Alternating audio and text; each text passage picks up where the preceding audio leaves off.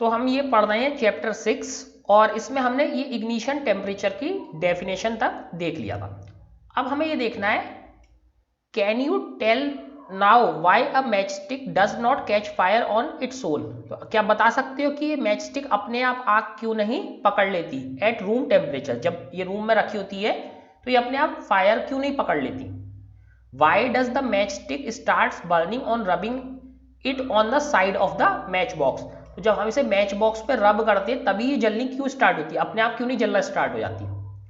ठीक है, अब इसे हमें समझने की जरूरत है। पहले हम थोड़ा सा मैच बॉक्स की हिस्ट्री के बारे में पढ़ लेते हैं ताकि हमें और इसके बारे में नॉलेज मिले। The history of match box is very old. Match box की क्या होती है, मैच स्टिक की हिस्ट्री क्या है, बहुत ओल्ड है। More than 5000 years ago small pieces of pine wood dipped in sulfur were used as matches in ancient Egypt। तो यहाँ देखो एंशियंट इजिप्ट में 5000 years ago यानी आज से 5000 साल पहले, मतलब कितना पहले हो गया, बहुत साल पहले, बहुत बहुत साल पहले, 5000 साल पहले क्या हुआ था, एंशियंट इजिप्ट में पाइन वुड जो थी, पाइन वुड एक टाइप की वुड होती है, पाइन वुड एक ट्री होता है उसकी वुड होती है।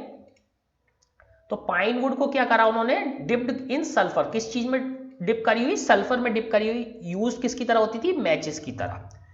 The modern safety match was developed only about 200 years ago। तो यहां देखो मैचेस तो बहुत पुरानी है, मैच स्टिक 5000 years ओल्ड है, उसमें क्या करते थे, पाइन वुड को किस में डिप कर देते थे, सल्फर, और उसे किसकी तरह यूज करते थे, मैचेस की तरह।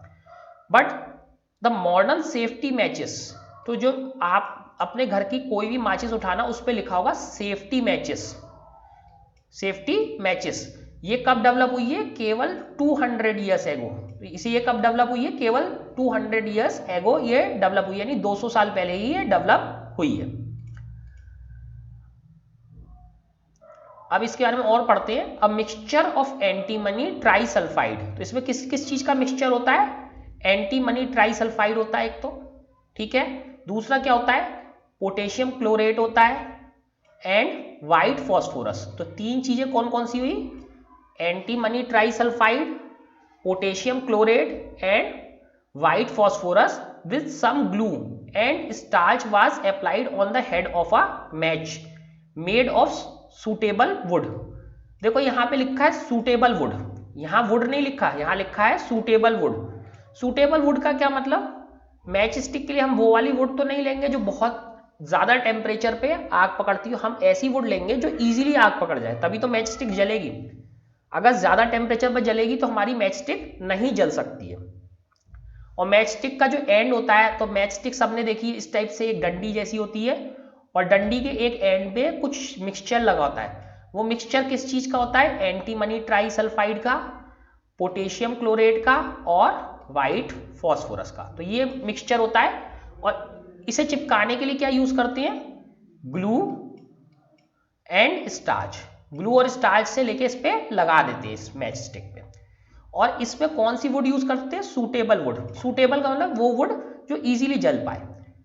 When struck against a rough surface, जब हम इसे किसी रफ सरफेस से रब करते हैं या उसे रगड़ते हैं, व्हाइट फॉस्फोरस गॉट इग्नाइटेड। तो इससे क्या होता है, जो व्हाइट फॉस्फोरस है वो क्या हो जाता है, इग्नाइट हो जाता है, जलने लगता है।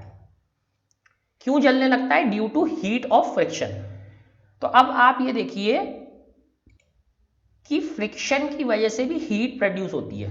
तो फ्रिक्शन क्या है, इसको बहुत एक सिंपल आप एग्जांपल आप कर सकते हैं। अपने दोनों हाथ अगर आप रगड़ते हैं तो और उसे तेजी से रगड़ते हैं तो उसमें हीट प्रोड्यूस होने लगती है दोनों हाथों में।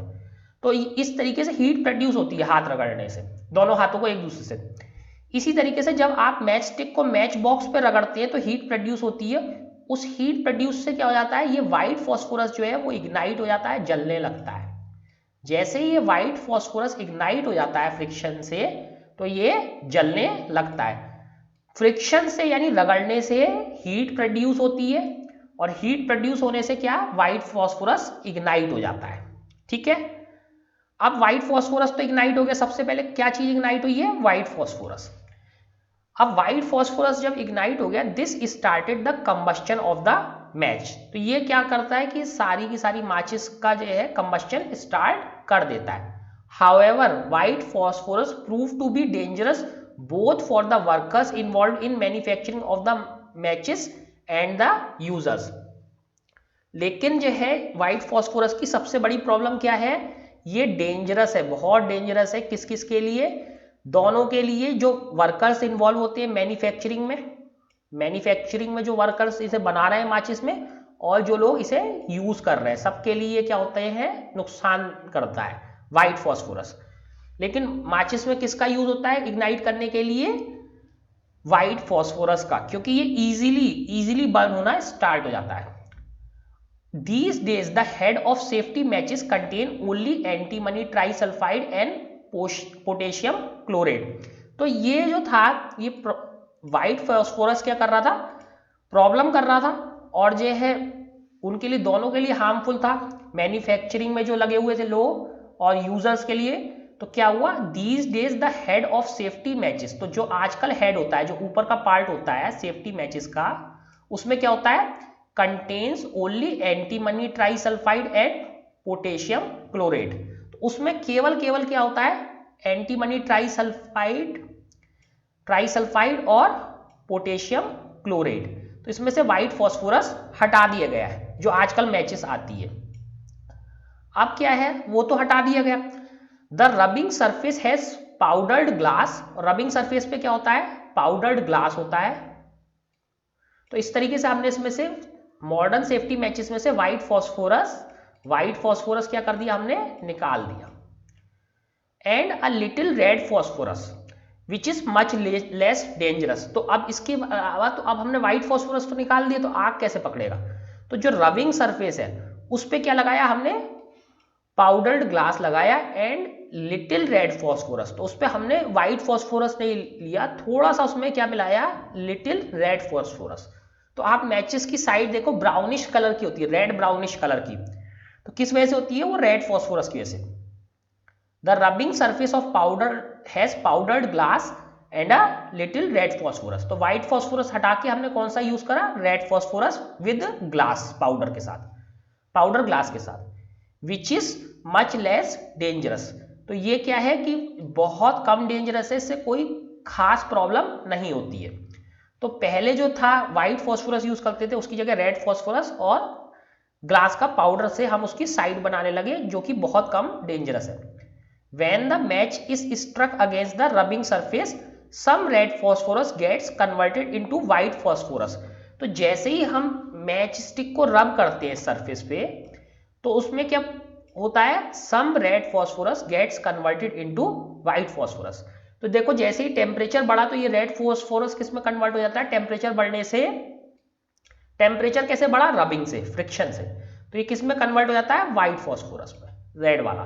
This immediately reacts with potassium chloride in the match stick head. तो ये किससे रिएक्ट कर लेता है, पोटेशियम क्लोराइड जो होता है उसमें, मैच स्टिक में जो पोटेशियम क्लोराइड होता है उससे इमीडिएटली रिएक्ट कर लेता है, टू प्रोड्यूस इनफ हीट। तो उससे क्या होता है, इनफ हीट प्रोड्यूस होती है to ignite the antimony trisulphide and start the combustion. फिर से देखते हैं, हमने व्हाइट फॉस्फोरस हटा दिया, व्हाइट फॉस्फोरस की जगह क्या लगा दिया, रबिंग सरफेस पे लगा दिया पाउडर्ड ग्लास और रेड फॉस्फोरस।